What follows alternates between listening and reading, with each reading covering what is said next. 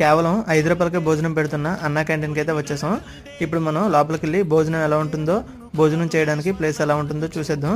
ఇక్కడ మీరు చూస్తున్నట్లయితే వీళ్ళందరూ కూడా డైలీ వర్కర్స్ అండి.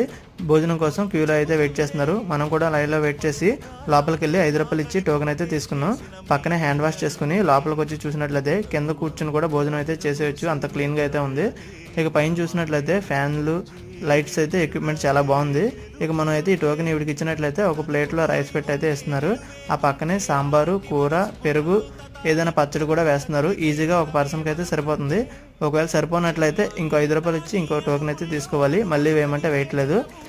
రైస్ అయితే మాత్రం చూడండి చాలా బాగుంది. ఇక్కడికి వస్తున్న ప్రతి ఒక్కరు కూడా మిడిల్ క్లాస్ ఫ్యామిలీ వాళ్ళేనండి. డైలీ వర్కర్స్ మాత్రమే వస్తున్నారు. రేపొద్దున ప్రభుత్వం మారినా సరే ఈ అన్నా క్యాంటీన్ అనేది క్లోజ్ చేసేయకుండా ఇలానే రన్ చేస్తే చాలా మంచిదని నా ఒపీనియన్. తాగడానికి మినరల్ వాటర్ అయితే ప్రొవైడ్ చేస్తున్నారు. అన్నా క్యాంటీన్ భోజనం ఇంత బాగుంటుంది అనుకోలేదు నేను.